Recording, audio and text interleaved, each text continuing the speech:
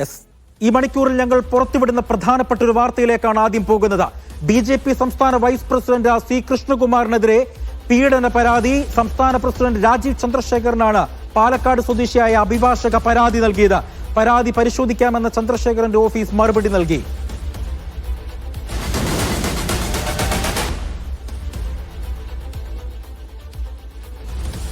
സാജിദുണ്ട് വിവരങ്ങൾ നൽകാനായി. സാജിദ്, BJPയിലെ സംസ്ഥാന വൈസ് പ്രസിഡന്റ് ആരാണ്? പരാതിയുടെ ഉള്ളടക്കം എന്താണ്?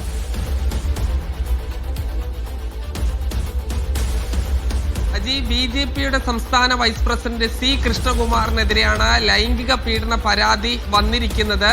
ഇതിൽ രാജീവ് ചന്ദ്രശേഖരന് പരാതി നൽകുകയും ഈ പരാതിക്ക് മറുപടി നൽകുകയും ചെയ്തിട്ടുണ്ട്. ഈ പരാതിയിൽ കൃത്യമായി തന്നെ പറയുന്നുണ്ട് താൻ ലൈംഗികമായി ചൂഷണം ചെയ്യപ്പെട്ടു, ഇത് കൃഷ്ണകുമാറാണ് ചെയ്തത് എന്നുള്ളതാണ്. ഈ പല ആളുകൾക്കും നേരത്തെ പരാതി കൊടുത്തിരുന്നതായി ഈ പരാതിക്കാരി പറയുന്നുണ്ട്.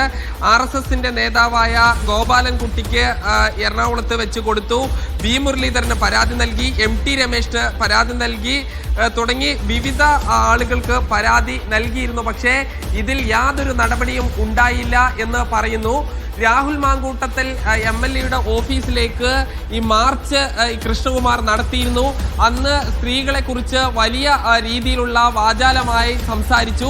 പക്ഷേ ഇദ്ദേഹത്തിനെതിരെ ലൈംഗിക പീഡന പരാതി നേരത്തെ തന്നെ നൽകിയിട്ടും യാതൊരു നടപടിയും BJP സംസ്ഥാന നേതൃത്വം എടുത്തില്ല എന്നാണ് പറയുന്നത്.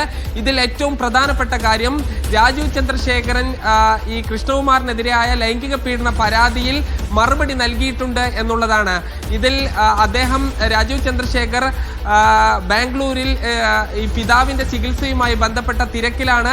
അദ്ദേഹം മടങ്ങി വന്ന ഉടൻ നടപടി എടുക്കാം, ഈ ഉചിതമായ ഒരു തീരുമാനം എടുക്കാമെന്ന മറുപടിയും നൽകിയിട്ടുണ്ട്. എന്തായാലും ഈ അതീവ ഗുരുതരമായ ഒരു ലൈംഗിക പീഡന പരാതിയാണ് ഈ പാലക്കാട് സ്വദേശിനിയായ യുവതിയിൽ നിന്ന് ഉണ്ടായിരിക്കുന്നത്. ഇതിൽ നേരത്തെ തന്നെ പ്രധാനപ്പെട്ട പല നേതാക്കൾക്കും പരാതി നൽകിയിട്ടും അതിൽ നടപടി ഉണ്ടായിട്ടില്ല. ഉടൻ ഒരു നടപടി എടുക്കണം എന്ന ആവശ്യമാണ് ഈ പരാതിയുടെ ഉള്ളടക്കം എന്ന് പറയുന്നത്. ഒപ്പം തന്നെ സാജിദ്, മുതിർന്ന BJP നേതാക്കൾക്കടക്കം ഈ അതിജീവിത പരാതി നൽകി. പക്ഷെ ആ പരാതിയെ അവഗണിക്കുന്ന ഒരു സമീപനമായിരുന്നു BJPയുടെ മുതിർന്ന നേതാക്കൾ സ്വീകരിച്ചത്. നിയമ നടപടിയുമായി ഏതെങ്കിലും തരത്തിൽ മുന്നോട്ട് പോകാൻ ഈ പരാതിക്കാർ ഇപ്പോൾ മുന്നോട്ട് വരുന്നുണ്ടോ? അത് സംബന്ധിച്ചുള്ള വിവരങ്ങൾ ലഭിക്കുന്നുണ്ടോ?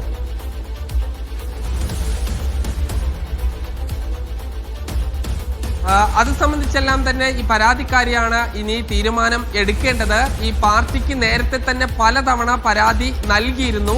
ആ പരാതിക്കൊന്നും തന്നെ ഒരു നടപടിയും പാർട്ടിയുടെ ഭാഗത്തുനിന്ന് ഉണ്ടായില്ല. അദ്ദേഹത്തിന് ഈ സീറ്റ് നൽകുന്നു, അദ്ദേഹത്തിന് പാർട്ടിയിൽ ഉന്നതമായ പദവികൾ നൽകുന്നു എന്നതിനപ്പുറം തന്റെ പരാതിയിൽ യാതൊരു വിധത്തിലുള്ള നടപടിയും കൈക്കൊണ്ടിട്ടില്ല എന്നുള്ളതാണ് ഇവർ പറയുന്നത്. ഏറ്റവും അവസാനമായി തന്നെ അവർ പറയുന്നുണ്ട്, ഈ രാഹുൽ മാങ്കൂട്ടത്തിൽ MLAയുടെ ഓഫീസിലേക്ക് ഈ പ്രകടനം നടത്തുമ്പോൾ ഇദ്ദേഹം അതിന്റെ മുൻപിൽ ഉണ്ടായിരുന്നു.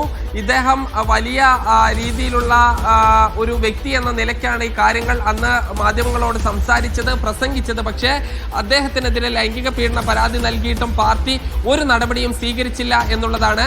ഇനി രാജീവ് ചന്ദ്രശേഖരന്റെ ഓഫീസിൽ നിന്ന് ഈ പരാതിക്കാരിക്ക് കൃത്യമായ മറുപടി ലഭിക്കുകയും ചെയ്തിട്ടുണ്ട്. ഇനി ഇതിൽ എന്ത് നടപടിയാണ് BJP കൈക്കൊള്ളാൻ പോകുന്നത് എന്നുള്ളതാണ് ഏറ്റവും പ്രധാനപ്പെട്ട കാര്യം.